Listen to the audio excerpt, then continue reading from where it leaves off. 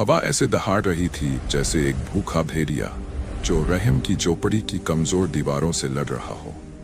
अंदर की हवा में लकड़ी की जलती हुई धुएं की गंध खुली हुई थी जो कड़क ठंड में हमेशा का साथी बन जाती थी। रहम मिट्टी के चूल्हे के पास सिकुड़ा हुआ बैठा था।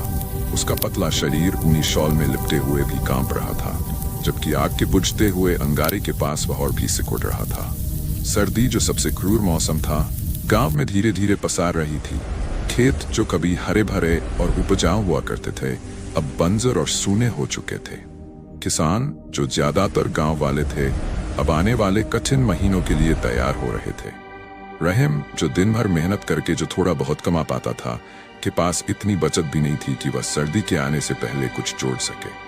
उसने अपने बच्चों के बारे में सोचा, जो झोपड़ी के एक कोने में एक दूसरे के पास सिकुड़े हुए थे। उनकी बड़ी गहरी आंखों में उसकी अपनी चिंता का प्रतिबिंब था। वह उन्हें क्या खिलाएगा, कैसे उन्हें गर्म रखेगा। उसकी रोज की मेहनत से कमाई इतनी कम थी कि मुश्किल से उनका पेट भर पाता था, और सर्दी के महीने में लकड़ी, गर्म कपड़े और बीमारियों का खतरा और भी परेशान करने वाला था। अचानक दरवाजे पर दस्तक हुई, जिससे वह चौंका। उसने दरवाजा खोला और सामने अपनी पड़ोसन को खड़ा पाया, जो हाथ में एक टोकरी लिए हुए थी।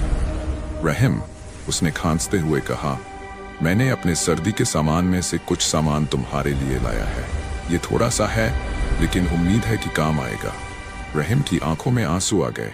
उसने दिल से धन्यवाद कहा और उसकी आत्मा आभार से भर गई।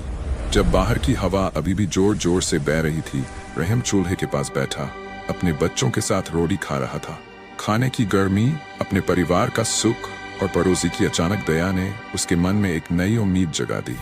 उसे पता था कि यह सर्दी लंबी और कठिन होगी, लेकिन वह यह भी जानता था कि वह इसे साहस के साथ झेलेगा, क्योंकि वह अकेला नहीं था।